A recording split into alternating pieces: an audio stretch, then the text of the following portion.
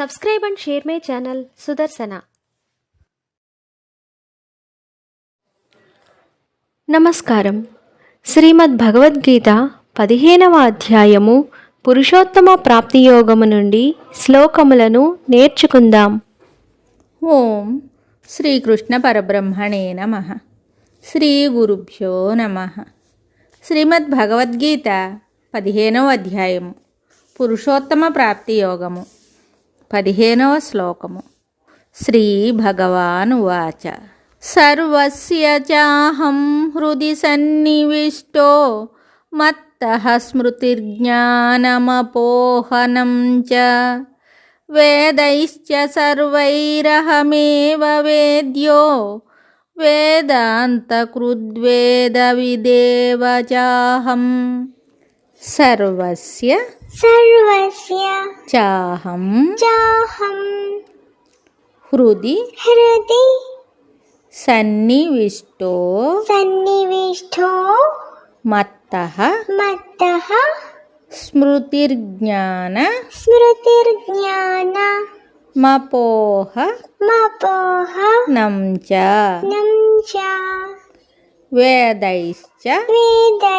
వేదైశ్చ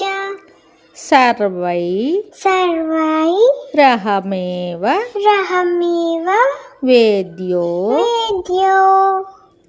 వేదాంత కృద్వేద విదేవ చాహం.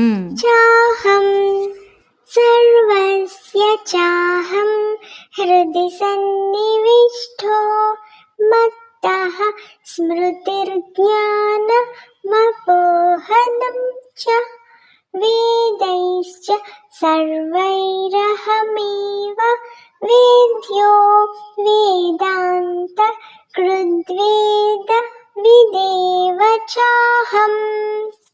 ఈ శ్లోకమునకు భావము, భగవానుడు చెప్తున్నాడు, నేను సమస్త ప్రాణుల యొక్క హృదయమందున్నవాడను. నా వలననే జీవునకు జ్ఞాపక శక్తి, జ్ఞానము, మరుపు కలుగుచున్నవి. వేదములన్నింటి చేతను తెలియదగిన వాడను నేనే అయి ఉన్నాను, మరియు వేదము నెరిగిన వాడను కూడా నేనే అయి ఉన్నాను. సర్వస్య జాతి మత కుల తారతమ్యం ఏదీనూ లేక చరాచర ప్రాణికోట్లయందు భగవానుడు నివసిస్తున్నాడని చెప్పబడుట వలన ఇంకా ఎవరునూ అధైర్యపడవలసిన పని లేదు. మహాపాపి అయినను చండాలుడైనను తన యందలి దైవ సన్నిధిని స్మరించి పవిత్రాచరణ ద్వారా వారిని తెలుసుకొనవచ్చును. అట్టి పాపియు తన వెనకనున్న తనకు ఆధారముగా ఉన్న అఖండ చైతన్యమును స్మృతియందుంచుకొనినచో, తన నిజ రూపమును చింతించినచో పుణ్యాత్ముడే అయి తరించును. ఇట్టి అవకాశమును శ్రీకృష్ణ పరమాత్మ గీతయందు అందరికను కల్పించి ఉన్నారు. ఎటువంటి వారికైనను తరించుటకు చక్కని అవకాశమును ఇచ్చి ఉన్నారు. తరంగము చిన్నదైనను పెద్దదైనను రెంటి వెనుక మహాసముద్రమే ఉంటుంది. కాబట్టి చిన్న తరంగము అధైర్యపడవలసిన పని లేదు. తన యందలి అంతర్యామియగు పరమాత్మను తెలుసుకొనిన చాలును.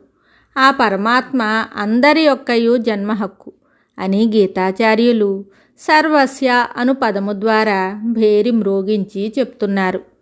హృది అని పేర్కొనుట వలన భగవానుడు ప్రతివానికిని అతి సమీపమున హృదయమందే వర్తించుచున్నారని భావము. కావున శిక్షకుడు చెంతనే ఉన్నారని గ్రహించి పాపకృత్యములను చేయక భగవత్ప్రీతికరములైన కార్యములనే చేయవలెను. మత్తః స్మృతిర్జ్ఞానమపోహనం చ. స్మృతి, జ్ఞానము, మరుపు ఇవి అన్నీయు మనస్సు యొక్క వివిధ రూపములు. పరమాత్మయో మనస్సునకు అధిష్టానముగా ఆధారభూతుడుగా ఉన్నవాడు. కావున వారి వలననే అవి కలుగుచున్నవని చెప్పబడినది. దీనిని బట్టి కేవలము స్థూల వస్తువులనే కాక అతి సూక్ష్మములగు జీవుని మానసిక ప్రవృత్తులను కూడా భగవానుడు గమనించుచున్నట్లును, వారికి తెలియకుండా ఏదియు మనస్సునందు జరగదనియు స్పష్టమగుచున్నది. కాబట్టి ప్రతి వారును తమ మనస్సునందు ఎలాంటి అపవిత్రత, మాలిన్యము, దుస్సంకల్పములు, విషయవాసనలు రానియకుండా భద్రముగా చూచుచుండవలెను. వేదైశ్చ సర్వైరహమేవ వేద్యః. వేదములందు శాస్త్రములందు అనేక దేవులు దేవతలు చెప్పబడినప్పటికీ తెలుసుకొనదగినవాడు ఆ పరమాత్మ ఒక్కడే అయి ఉన్నాడు. బ్రహ్మ విష్ణు మహేశ్వరాది వివిధ దేవులందరూ ఒక్క పరమాత్మ యొక్కయే వివిధ రూపులై ఉన్నారు. ఈ ప్రపంచమున ఒకే చరమ లక్ష్యము ధ్యేయము జ్ఞేయము కలదు. అది సచ్చిదానంద పరబ్రహ్మమే అగును. వేదాంతకృత్ వేదములన్నింటినీ సృష్టించినది సాక్షాత్ పరమాత్మయే కాని మానవమాత్రుడు కాడని ఇక్కడ స్పష్టముగా తెలుపబడుట వలన ఆ వేదాదులందు తెలుపబడిన సత్యములందు నమ్మకము కలిగి ప్రవర్తింపవలేను. అవి దైవ నిర్మితములగుటచే వాని యందు అఖండ విశ్వాసం ఉంచవలెను. లోకమున గురు పరంపర చెప్పునప్పుడు ఓం నారాయణం పద్మభువం అని మొట్టమొదట ఆ పరమాత్మనే శ్రీమన్నారాయణునే పేర్కొనుచుందురు. శుభం. శ్రీమద్ భగవద్గీత తరువాయి భాగంలో మళ్ళీ కలుద్దాం. నమస్కారం. Subscribe and share my channel Sudarshana.